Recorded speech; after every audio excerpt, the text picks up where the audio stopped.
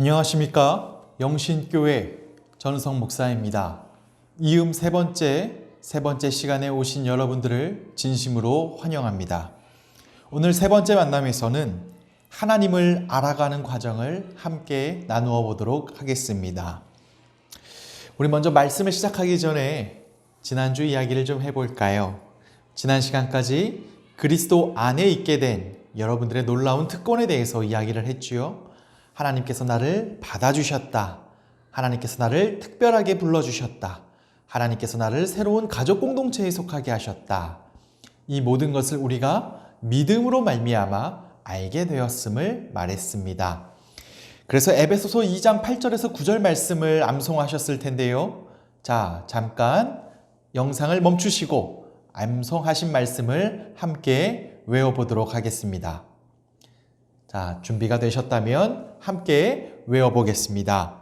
너희는 그 은혜에 의하여 믿음으로 말미암아 구원을 받았으니 이것은 너희에게서 난 것이 아니요 하나님의 선물이라.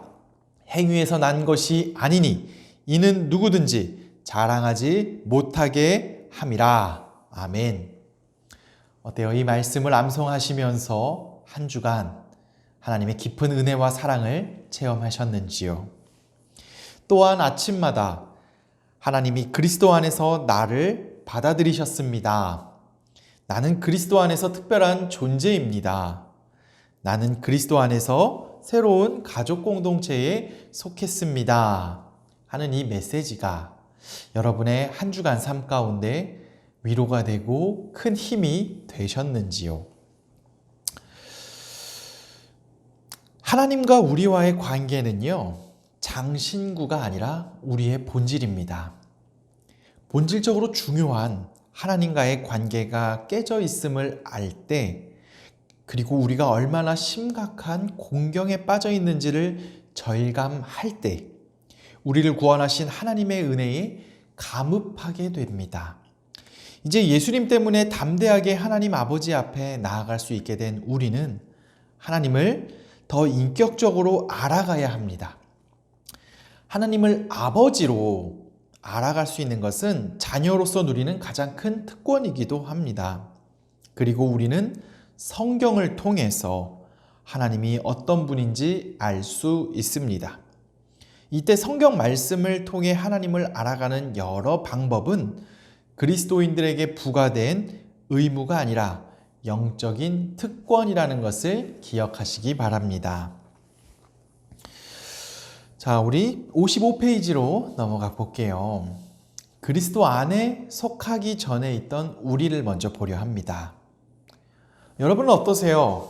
예수님을 만나서 또 예수 그리스도의 자녀가 되어서 그래서 교회에 나오고 예배하는 것에 있어서 기쁨과 충만함이 많으신가요?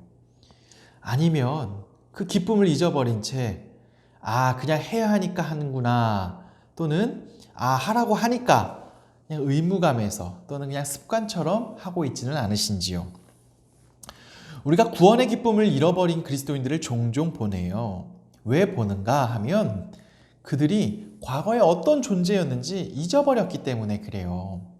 부모님 없이 살던 사람들이 양자로 입양된다면 그보다 큰 기쁨이 어디 있겠습니까? 길거리 생활하던 사람들이 온다면, 또 보호할 수 있는 곳에 간다면 그보다 큰 기쁨이 없겠죠.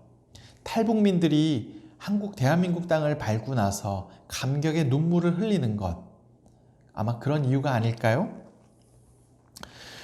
과거의 현실을 잊지 않는 것, 과거에 하나님 없이 살았을 때의 그 괴로움과 단절됨을 잊지 않는 것, 그것이 하나님과 구원의 기쁨을 누리는 첫 번째 일태일 것입니다.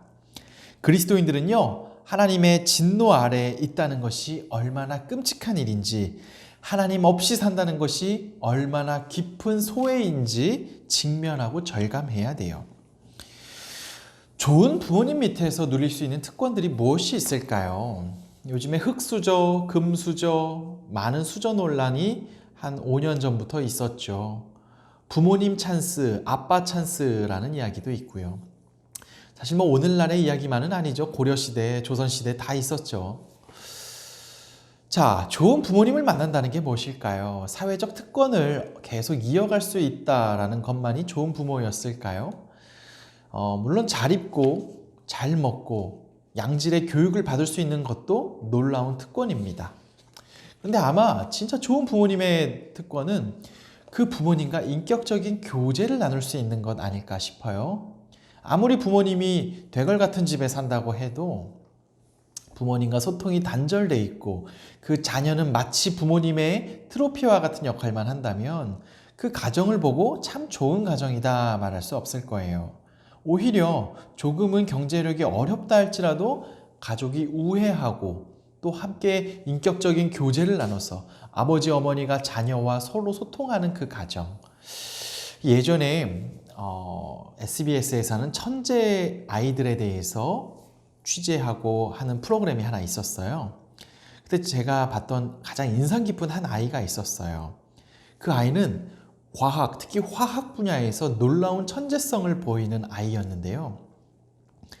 그 아이의 부모님이 청각장애가 있으셨어요. 어머니도 장애가 있었고 아버지도 장애가 있었어요. 그래서 사람들이 다 의아했어요. 아니, 어떻게 장애인 집안에서 이런 천재가 나올 수 있었는가? 그래서 그 집을 조사를 했어요. 부모님이 얼마나 건강한 부모님이셨는지. 보니까 아이가 이야기할 때 그 어머니는 아이의 이야기를 들어주기 위해서 계속 쳐다보고 끄덕끄덕이기만 했어요. 사실 부모님은 아이가 말하는 그 기호를 다 몰라요. 화학 기호를 다 몰라요. 그럼에도 불구하고 아이의 이야기를 잘 들어줬고요. 아버지 역시 그냥 잘 들어줬어요. 놀랍게도 어머니 점수가 거의 100점 만점에 만점이 나왔고요. 아버지 점수는 100점 만점에 95점이 나왔어요. 거의 그런 사례가 없다고 해요. 그래서 그 아이의 정서는 누구보다 안정적이었어요. 왜 그런가 했더니 그 부모님은 청각장애가 있기 때문에 아이가 이야기할 때 입모양을 계속 주시하면서 아이가 무슨 말을 할지 더 잘 들어주려고 끄덕이면서 들어줬다는 거예요. 그것이 그 아이를 자신감 있게 키우고 부모님이 나를 전적으로 신뢰해주고 인격적으로 만나주는구나 하는 자신감으로 키워서 그 TV에 소개되었던 적이 있었는데요. 아마 이것이 놀라운 부모님, 정말 좋은 부모님을 만난 특권일 것이에요. 부모님의 경제력이 뛰어나지 않다 할지라도 인격적인 교제를 나눈다는 것. 이것이 가장 큰 특권이죠. 근데 이 놀라운 특권이 하나님과 우리와의 관계에서도 있어요. 하나님 아버지는 우리의 아버지 되셨어요. 그래서 그 놀라운 특권을 우리에게 이야기하고 있는데요. 우리가 그 하나님과 관계가 없을 때의 상황을 성경은 이렇게 말합니다. 요한복음서 3장 36절을 말합니다. 아들을 믿는 사람에게는 영생이 있다. 아들에게 순종하지 않는 사람은 생명을 얻지 못하고 도리어 하나님의 진노를 산다. 라고 성경은 말하고 있습니다. 하나님 없이 살 때 우리는 하나님 진노의 자녀였어요. 에베소서 2장 1절 3절은 말이에요. 여러분도 전에는 허물과 죄로 죽었던 사람들입니다. 그때 여러분은 허물과 죄 가운데서 이 세상의 풍조를 따라 살고 공중의 권세 잡은 통치자 곧 지금의 불순종의 자식들 가운데서 작용하는 영을 따라 살았습니다. 우리도 모두 전에는 그들 가운데에서 육신의 정욕대로 살고 육신과 마음이 원하는 대로 행했으며 나머지 사람들과 마찬가지로 날 때부터 진노의 자식이었습니다. 성경은 분명히 이야기해요. 하나님이 진노하시는 이유는 아버지께 순종하지 않았기 때문에 진노하신다 말해요. 심판 아래에 있는 모습은 어떤가요? 바로 세상 풍조에 따라 사는 것이에요. 세상 풍조에 따라 살고 그들의 영에 따라 오며 가며 살며 육신의 정욕대로 마음이 원하는 대로 사는 것. 바로 이것이 진노의 자녀의 모습이라는 것이에요. 세상 사람들 다 자기가 가진 것, 나의 가치관대로, 내가 생각한 대로 살지만, 아니 생각해 보세요 여러분. 언제부터 해외여행을 꼭 가야지 괜찮은 사람이라고 생각하시게 됐어요? 그것을 가야만 휴가라고 누가 규정해 줬나요? 언론과 문화가 우리에게 그렇게 만들어줬어요.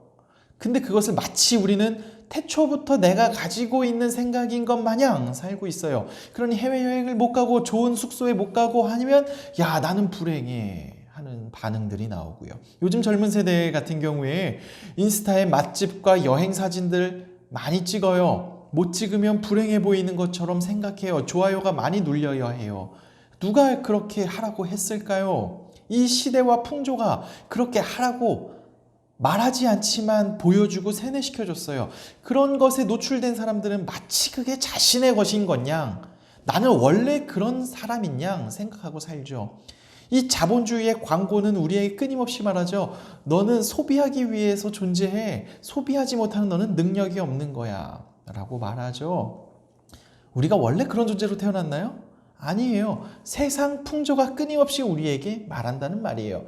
그러다 보니 우리는 끊임없이 열등감과 우월감 속에서 살아요. 우월감 속에 있는 사람들은 나보다 못한 사람에게 갑질을 하고 야, 이 자식들 하면서 형편없이 대하기도 합니다. 또 반대로 없는 사람들은 열등감을 느끼면서 나는 아무것도 안 돼. 나는 왜 이렇게 불행해 하면서 살겠죠. 누가 만들어줬을까요? 세상 풍조에 따라 사는 모습이 이처럼 산다 하고 에베소서에서 말하고 있는 거예요. 이게 하나님과의 관계가 깨어졌을 때의 모습입니다. 그럴 때 우리는 하나님을 어떻게 느끼는가요? 이사야서 59장 2절은 말해요. 오직 너희 죄악이 너희와 너희 하나님 사이를 갈라놓았고 너희의 죄 때문에 주님께서 너희에게서 얼굴을 돌리셔서 너희의 말을 듣지 않으실 뿐이다. 하나님이 우리의 말을 듣지 않으신대요. 하나님께 부르짖어도 하나님과 소통이 없어요. 바알 선지자들이 예레미야, 엘리야 이런 수많은 예언자들과 다투었던, 특히 엘리야와 다투었던 바알 선지자들, 이세벨 여왕의 후원을 받던 바알 선지자들이 결투를 했죠. 450명이나 되는 거대한 선지자들이 바알이여 우리에게 비를 내려주소서, 불을 내려주소서 했지만 아무런 미동도 없어요. 그러자 막 몸을 자해하고 막 자신들의 피를 보내면서도 했지만 반응이 없었어요. 마치 그와 같은 상태를 말하는 것이에요. 많은 그리스도인들에게 구원의 감격이 별로 없어요. 감사와 기쁨도 별로 없어요. 그 이유가 무엇일까요? 바로 자신이 과거에 어떤 존재였는지를 잊어버렸기 때문입니다. 이음 셋을 듣는 여러분들에게 제가 미리 한 가지 양해를 부탁드렸어요. 예수 그리스도에 대한 회심의 기억과 감사가 없는 분들은 이 과정을 잠깐 하지 않으셔도 괜찮을 거다라고 말을 했죠. 먼저 회심하고 오셔야 가능할 거다라고 말을 했죠. 회심의 이야기는 별것이 아니에요. 나같이 죽을 수밖에 없는 존재였던 나를 하나님이 살려주셨다는 것. 이게 회심의 시작이에요. 자신에 대한 절망. 사람은 아무리 노력해도 하나님을 알 수 없구나. 나는 아무리 노력해도 내가 그 구원의 경지에 이를 수 없구나. 아무리 내가 괜찮은 척하고 살지만 나로서는 해결되지 않는 절망이 있구나. 이것에 인식되고 이것에 뼈저린 고통을 느껴본 사람만이 값없이 구원해 주신 하나님의 사랑이 지금도 놀랍고 감격이 있는 거죠. 여기에서 구원의 감격은 시작되고 여기에서 그리스도교의 기쁨은 시작되는 것이에요. 여러분이 구원의 기쁨이 없고 감격이 혹여 없다고 한다면 점검해 보세요. 여러분 혹시 지금 여러분 스스로 되게 괜찮은 사람이라고 생각하고 계시진 않나요? 사회적으로 여러분 정도면 괜찮다고 말하셨을 거예요. 사회적으로 이 정도 직급이면 또 이 정도 경제력이면 이 정도 사회적 위치면 I'm fine해. 나는 괜찮아. 나는 도덕적으로 이 정도면 흠이 없지. 자녀들도 이 정도면 훌륭하지. 혹 여러분의 진짜 마음 가운데 내가 대단하기 때문에, 내가 했기 때문에 라는 생각이 있지 않으신가요? 그런 분들의 특징은요, 구원의 감격의 기쁨은 없고요. 다른 사람들을 보면 아유 어떻게 저런 사람이 교회에 나온다 그래? 아니 어떻게 저런 사람이 그리스도인이라고 말해? 라는 오만함에 사로잡힙니다. C.S. 루이스는 이것이 그리스도인들의 가장 큰 죄악의 유혹인 교만이라고 말을 해요. 어거스틴도 그렇게 얘기했고요. 혹시 여러분 교만의 자리에 있지 아니하신지요? 혹 그런 자가 있다면 회개하시고 나 같은 죽을 수밖에 없는 죄인임을 똑똑히 인지해 보세요.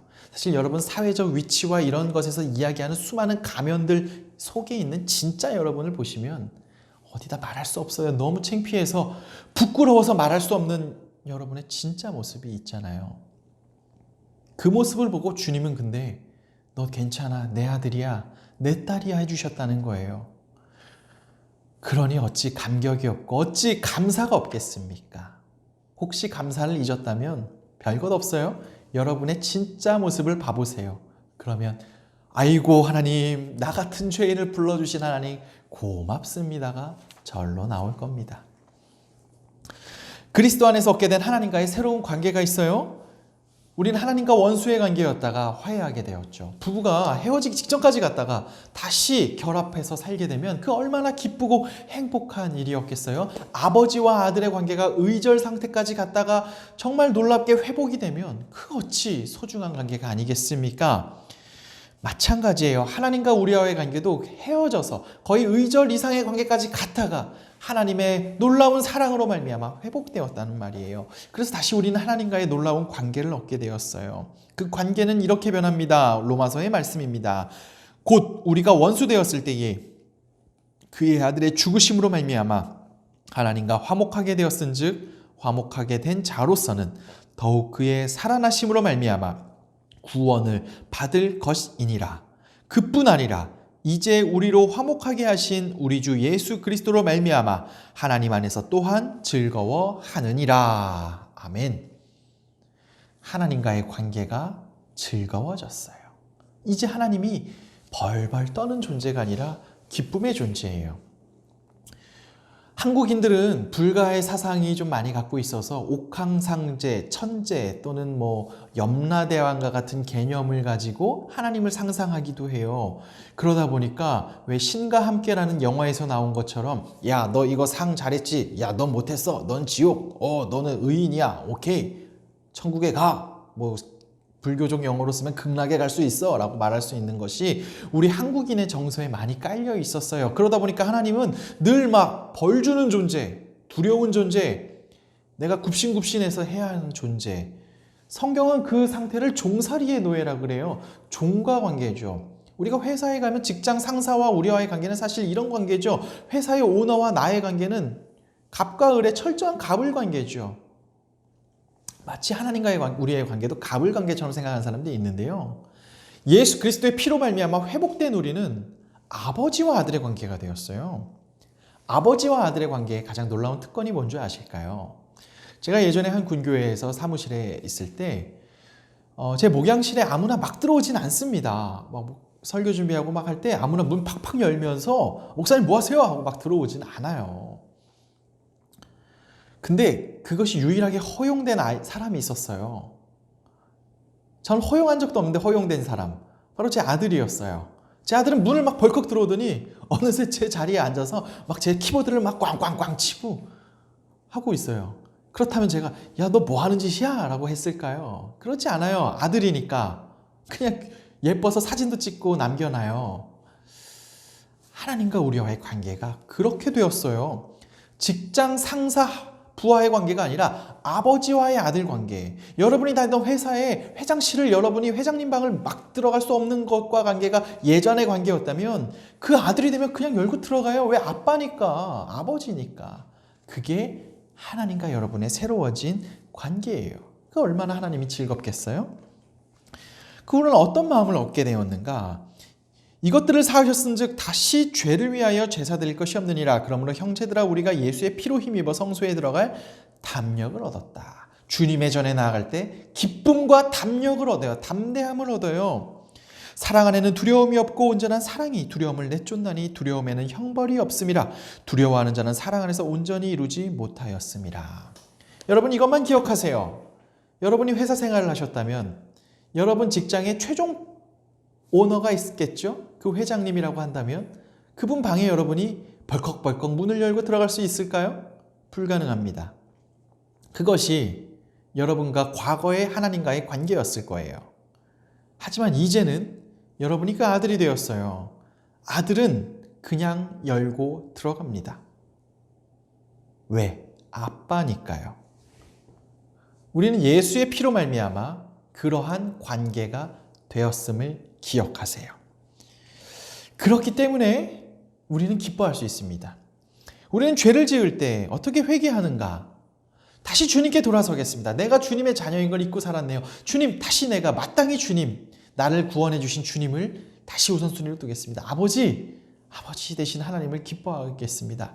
나 같은 죄인을 구원하신 하나님의 사랑을 기억하겠습니다 하며 돌아서는 것. 그것이 우리가 해야 할 방향이겠죠.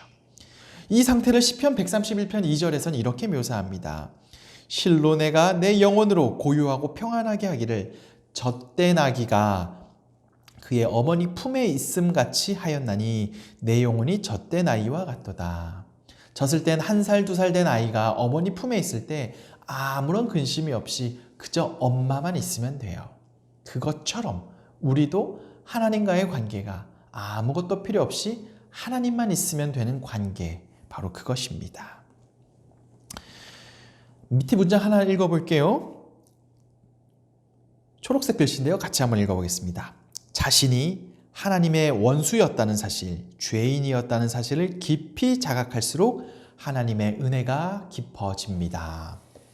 자, 이제 영상을 맺을 건데요. 이 시간 여러분과 나눌 수 있는 분들께 여러분의 이야기를 해봅시다. 혹시 부부가 이것을 같이 한다면 하나님이 나 같은 죄인을 어떤 죄인이었는데 살려주셨는지 그 깊은 은혜와 감사의 이야기를 함께 나누는 시간을 갖도록 하겠습니다.